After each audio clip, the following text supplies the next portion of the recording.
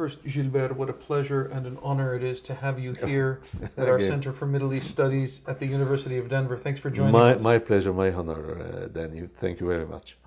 So, Gilbert, your new book is titled The People Want, a Radical Exploration of the Arab Uprising. And you spend a lot of time in the book categorizing different types of regimes in the Arab world and going back before the onset of the Arab revolts that began in December 2010 in Tunisia and then on through the region.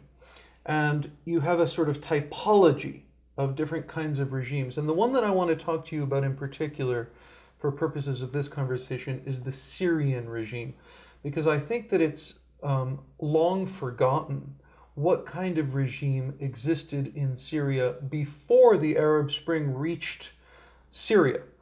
But it's not unrelated. In other words, the kinds of events that have unfolded in Syria over the last 3 years since the beginning of the Syrian uprising in March 2011, and you've made this case, are actually directly related to the kind of regime, the nature of the regime in Damascus.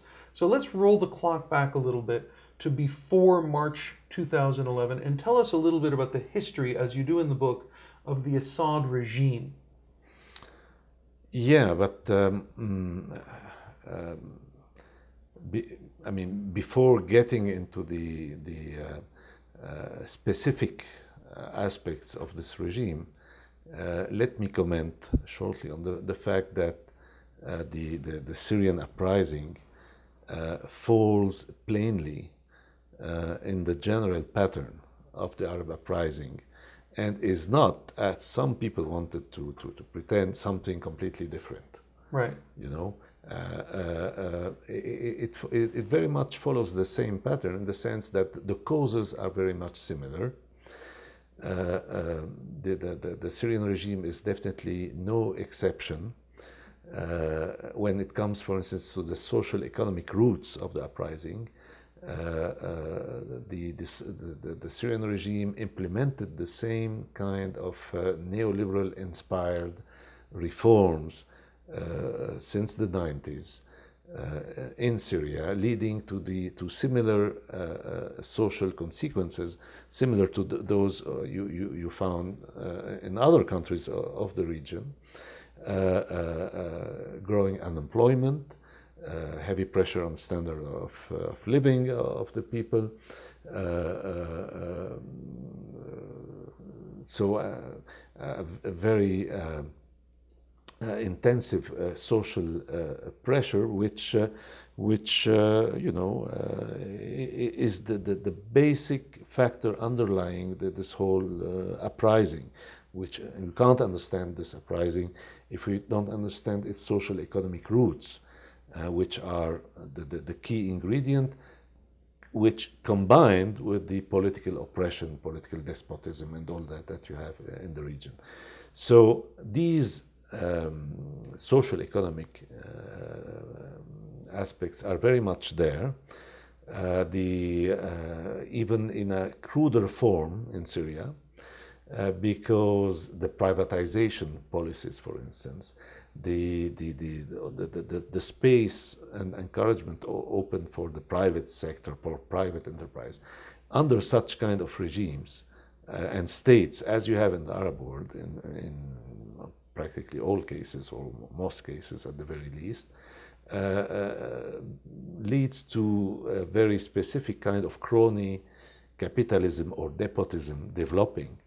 And in Syria, of course, this reached proportions which are just stunning, with the cousin of the president, Rami Makhlouf,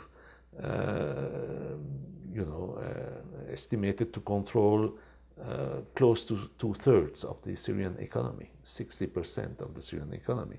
So talking about a family mafia enterprise. Yeah, and this is a product of the last 15 years or 20 years, in the sense that at the beginning the Assad regime was based on a kind of division of power, if you want, between the regime and the bourgeoisie, the Syrian Sunni bourgeoisie, because of course it's a Sunni majority country, and the main sections, unlike cases, so many historical cases where you have a very important role of minorities in the bourgeoisie, that the bulk of the Syrian bourgeoisie was Sunni in Damascus and Aleppo and all that.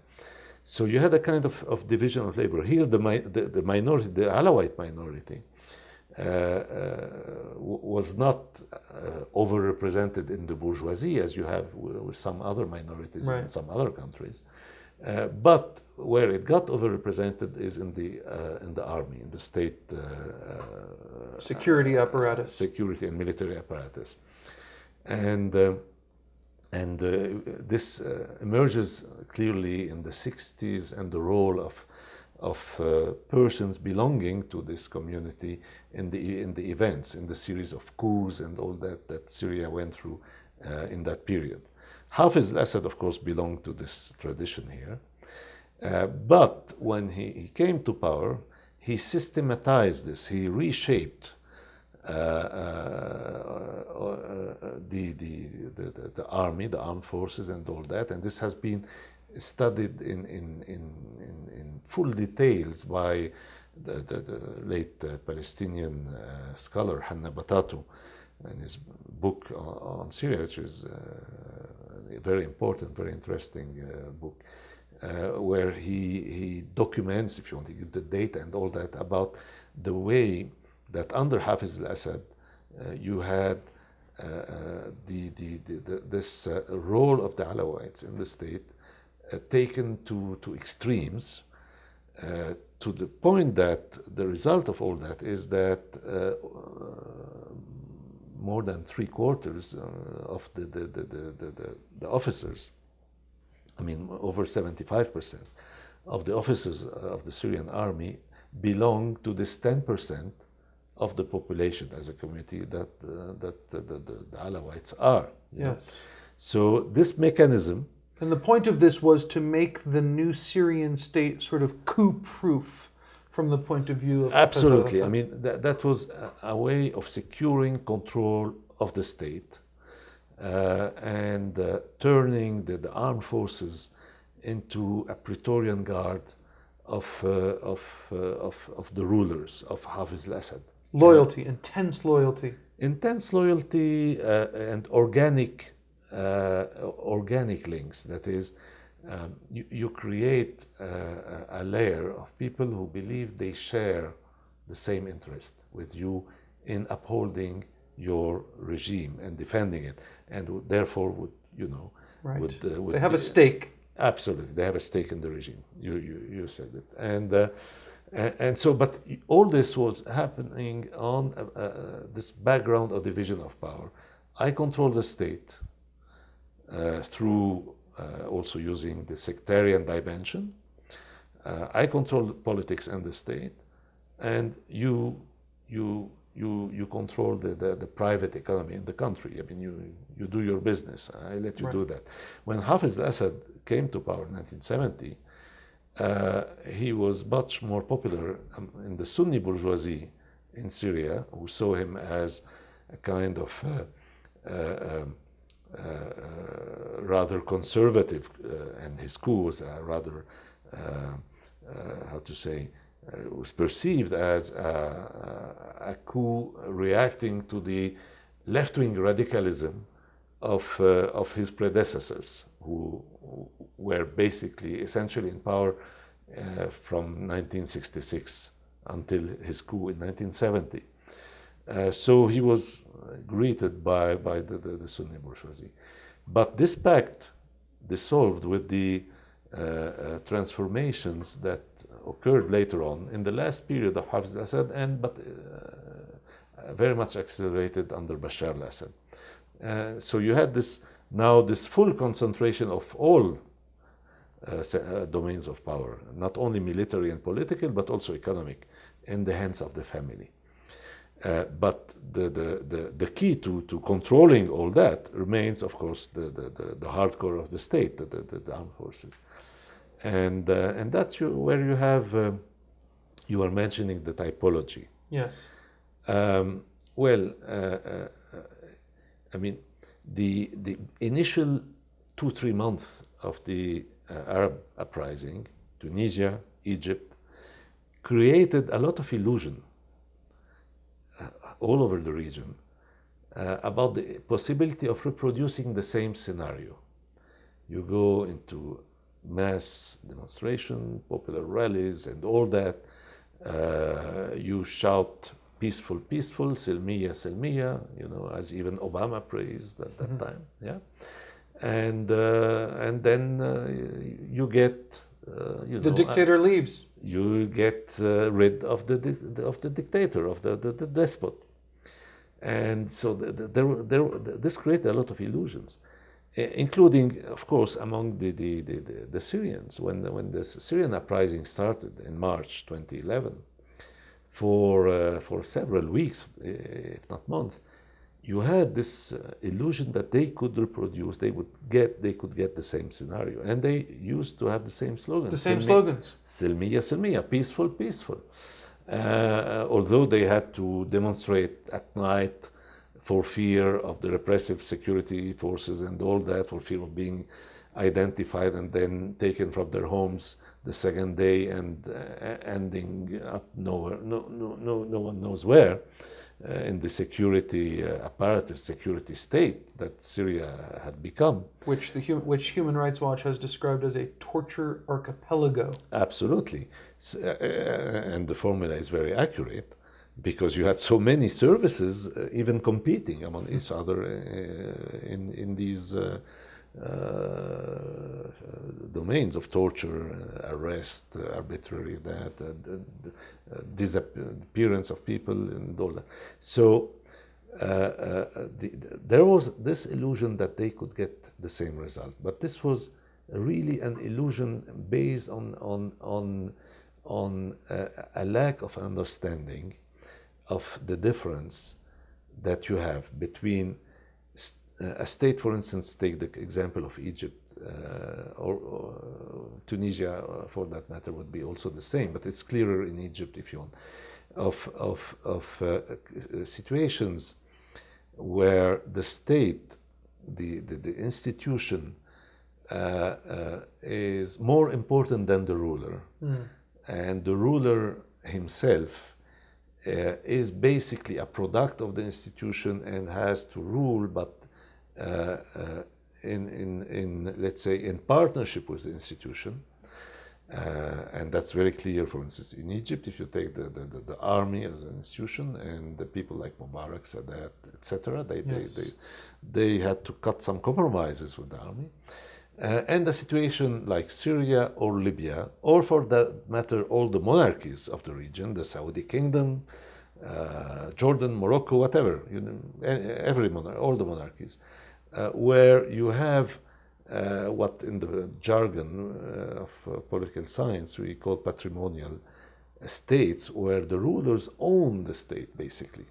The peculiarity of the region is that this kind of pattern, which is usually associated with monarchies, in the region is also found in a so-called Republican, with a lot of quote marks, guys. And the cases of, very clearly the cases of Libya, with the Gaddafi family. You can use the term ruling family. Syria was the Assad family. Especially when you hand power over to the next generation. And Iraq was the Saddam Hussein. And you had a tendency of this kind, for instance, in Egypt, when Mubarak started thinking of having his son succeed him, he met opposition from the army. This is the major difference, because precisely, as I said, the regime was based on a entente between the ruler and the army, but the ruler did not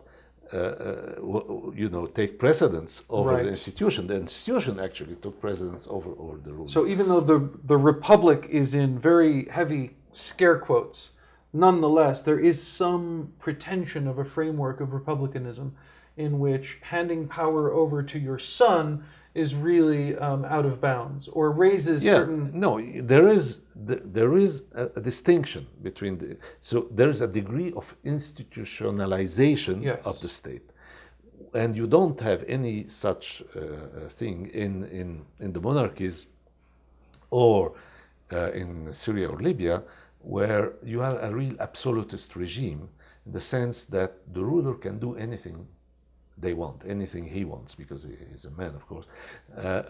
They do anything they want.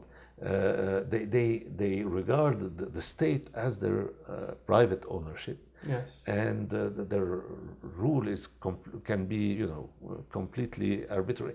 Even more so, to a certain degree, more so in a country, for instance, like Libya, than or Saddam Hussein's Iraq, than some of these monarchies where they had nevertheless to take into account the tribal and other customs of this kind. So there were some limits to the arbitrariness of power. Gaddafi's power seems to be, limitless in that regard, because the whims of Gaddafi dictated everyday policy. He could shift completely everything from one extreme to another, and people had just to follow that. So you have a difference here, and therefore to believe that you could have, to get back to our point, an overthrow of people like Assad or Gaddafi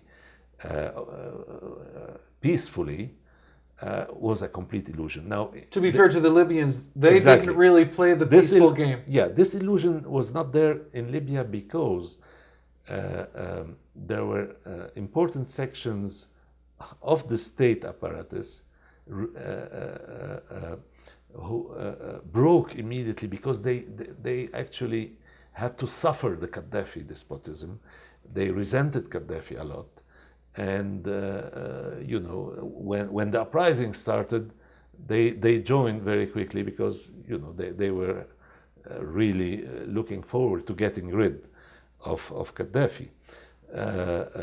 So they knew also very, very well that there was no way you could overthrow Gaddafi peacefully. Also, it's more blatant in the sense that the Gaddafi all but dissolved the regular army.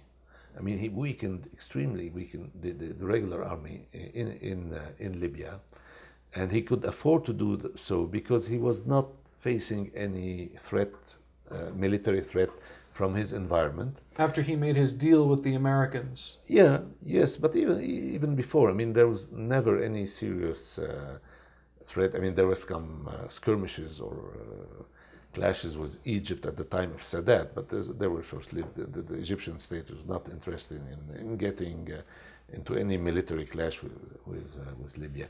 So, for fear of coups, precisely, at some point, he almost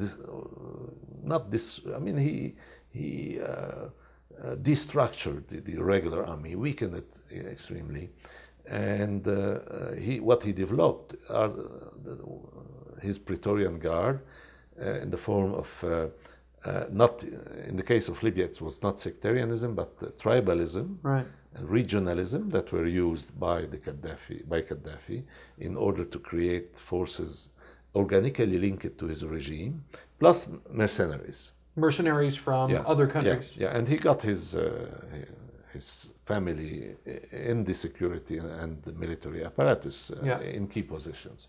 So people had no illusions because of all this into a possible overthrow of Gaddafi by peaceful means. Whereas in Syria, you had a big regular army because of the confrontation with Israel. So, of course, the regime was not in a position to do what Gaddafi did and just keep elite forces, a Praetorian Guard, organically linked to the regime. So you had a big army and conscripts, reflecting the composition of the population. So there were this illusion that because of that, the kind of scenario that you had in Egypt and Tunisia, and Tunisia would be possible, but that was a terrible illusion, because I mean they should have known better, in the sense of the fact that they knew how the state had been reshaped by Hafiz al-Assad, and how you had a very tight control of the armed forces, and therefore this regime would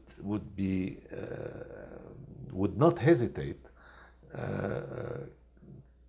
killing the Syrian people, as we have seen now, in the tens of thousands and the hundreds of thousands. Well, at first, though, it was firing open, live ammunition on peaceful demonstrators. Absolutely, and would not hesitate destroying cities and all that in order to stick to power. Yes. And that's the key point, I would say. And that's why also the opposition was extremely late in reacting to that. The first people who understood that were, and it's no coincidence, soldiers, officers, soldiers, people from the army who knew how it functions, knew that there was no way that you're not going to take the regime down exactly by peaceful means. And that if you don't want to have a continuous slaughter, you have to defend the uprising. And they started splitting and all that. But this was done in a chaotic manner. You're talking about the formation of the Free Syria Army. Absolutely. And there was, the absence of a legitimate leadership, locally based in the country, of the Syrian uprising, had terrible,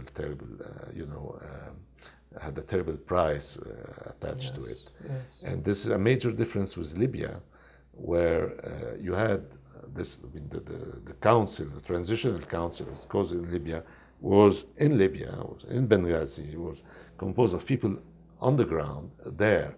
It was not the kind of council in exile, closely linked to Turkey and Qatar, that was formed and became the leadership, but a very bad leadership, I should say, in terms of political leadership of the Syrian uprising. So the Syrian National Council originally, now the Syrian National Coalition of Syrian opposition and revolution forces. Yeah, their credit in the country is very limited, and as we could see, they had no legitimacy to prevent this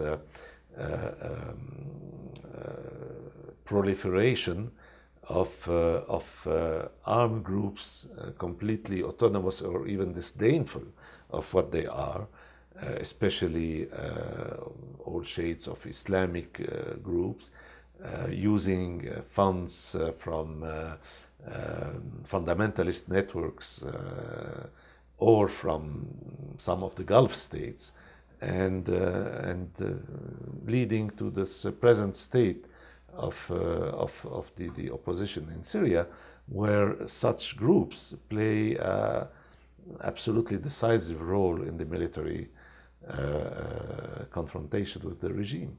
Well, you're painting a very bleak picture of the situation on the ground in Syria, Gilbert, but in our remaining couple of minutes, what future do you see for Syria today? Now we are entering the 4th year of the conflict. What scenarios are we looking at? Well, I would quote a friend of mine who's a Alawi himself, Alawi background, Alawite background, who was jailed for 17 years as a member of the left opposition that existed in Syria against the regime, and who said recently, and I'm quoting him, the worst scenario is the continuation of the regime. Mm. You can start with this, not what is the best scenario, but what is the worst scenario. Because in every respect, the continuation of the regime, far from, meaning the, for instance, a bulwark against fundamentalism and all that, would actually breed the fuel, the radicalization of such elements elements that we and developments that we have seen. I mean, I use this analogy about that, about considering the Syrian regime or whatever, whichever Arab regime, as a bulwark against Islamic fundamentalism, is like, advocating as a remedy against liver disease, drinking alcohol. But that's the very source of the problem. If you're dealing with an alcoholic who have liver disease and you tell him, well, drink more whiskey for your problem, this is exactly the point. I mean, these regimes led to this situation in the Arab world where you have such currents as such fundamentalists, Salafis, jihadis, etc., proliferating in this way.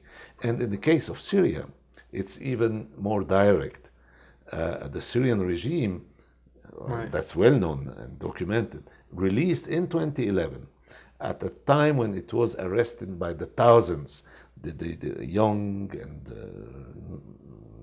older Democrats and all that who were behind these demonstrations, peaceful demonstrations with democratic slogans and all that.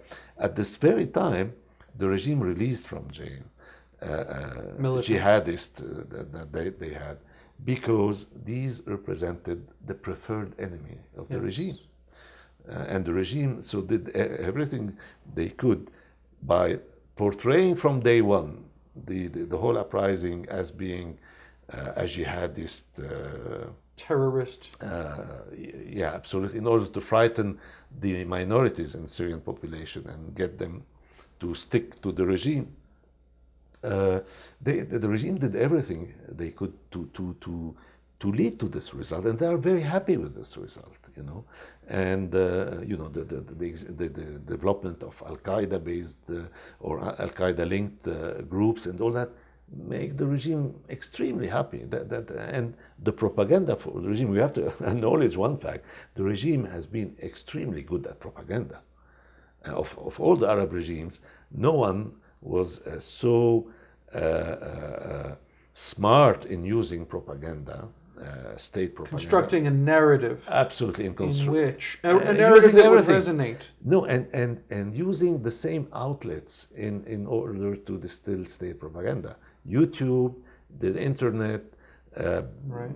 all, I mean, these same outlets that were used by the uprising all over the Arab region, the Syrian regime was shrewd enough to understand that, that's where also we should wage the fight. And they did it remarkably. So the worst scenario, to get back to the point, is the continuation of this regime, because this would mean, if the regime were to prevail, and this is something that I can't see even as anything possible, that would mean, a huge massacre, because it would take such a huge massacre to destroy any, any root, any constituency for the opposition to the regime, that it's beyond the imagination. Even though what you got already is almost beyond the imagination. We could be as many as 200,000 dead. The other day, the United Nations said... Exactly. That's one point. And secondly, it would carry on with the development of the nightmarish situation that you have. And this kind of binary, dreadful binary, of the most vicious and brutal regime and extremely reactionary fundamentalist groups and forces. So, I mean, from very old time, I was saying this, the longer the regime stays in power, the worse things will get. This is the worst scenario, would be the survival of the regime. So I was saying that, I mean, and this is something that, well, I've been saying for a long time, the longer the regime survives, the worse the things become. And we have seen it. I mean, the illustration of that is every day there. That's right. So, I mean, there is no way out of this terrible tragedy without the downfall of the regime. However it might happen, there must be a downfall of this regime in order for, if you want, this terrible page in Syrian history to be turned and to get back to a situation where one should hope arms stop being, you know, the key aspect of the struggle, and you get back to political struggle, and then one may hope that this progressive democratic potential, non-sectarian, secular potential that was very important in Syria, and anyone who's familiar with Syria, the Syrian people, and all that would know that this would come to the fore again, whereas now it has been completely swamped by this kind of binary in which the situation has been caught. Yes, and let me pursue that for a moment about this binary, because not only has the Assad regime projected this narrative in which the binary offers a choice, either our regime or a sea of Islamic terrorism and fundamentalism, and we are obviously your protectors against that option. But not only have they been advancing this narrative, many in the West seem to believe this narrative, seem to buy it. And I'm talking about very different kinds of people in the West. So you have people in the foreign policy and national security establishment, like former Ambassador Ryan Crocker, who is now saying that Assad might be our man in Damascus, meaning a potential ally against Al-Qaeda in terms of intelligence relationships and a strategic alliance. You also have many on the Western left who believe that the struggle in Syria today, however it may have started, at this point is really a struggle between, for all of his faults, a secular and anti-imperialist leader in Assad and a bastion of Islamic fundamentalists and fascists. Yeah, these are cases of people advocating alcohol as a remedy against this liver disease that we were mentioning. It comes close, you know, to the view that you can find in Washington, of course, that the Saudi moderate regime, you know, is a bulwark against fundamentalism. Where at a moment when anyone knowing the history of the region would know that one major reason for the importance of fundamentalism in the region is because of the existence of the Wahhabi state in the Saudi kingdom. So it's true that the Syrian regime has a different kind of ideology. But first of all, like every other Arab regime, they try to use Islam to compensate their lack of ideological legitimacy. And the Bashar al-Assad is no exception.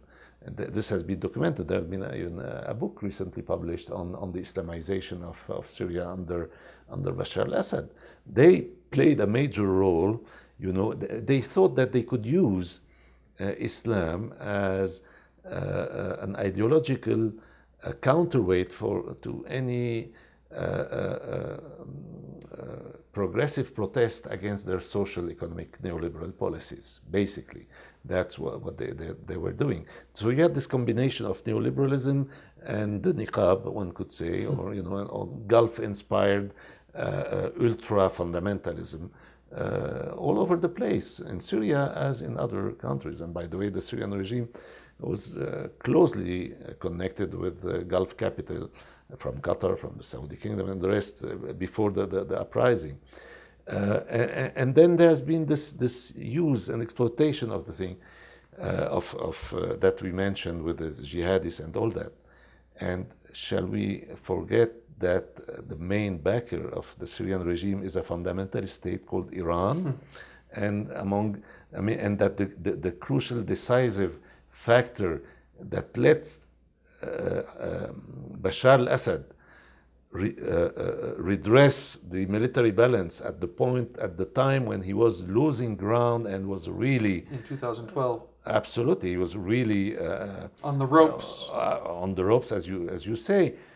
This was reversed thanks to the massive intervention of Hezbollah from Lebanon and the Mahdi army and the rest from Iraq, who are everything but secular forces. You can't. I mean, this is I mean, so to see in the Syrian regime an ally against Islamic fundamentalism is just a completely absurd proposition.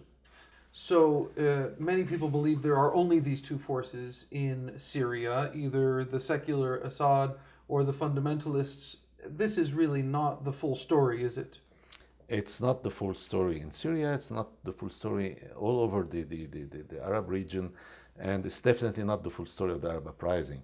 The key forces that led to this Arab Uprising are at equal distance, if you want, from these the two poles of this binary.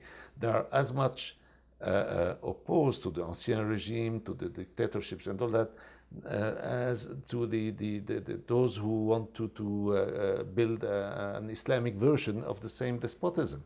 And these forces, unfortunately, have been completely squeezed in a situation like Syria between these two poles.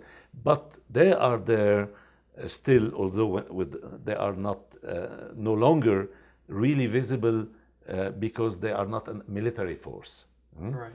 Because they were not given even the means to become that. But the potential is still there, and that's why I said it would take an end of the armed confrontation for this potential to come to the fore again. Thank you so much for your time, Gilbert. Thank you, Danny, very much.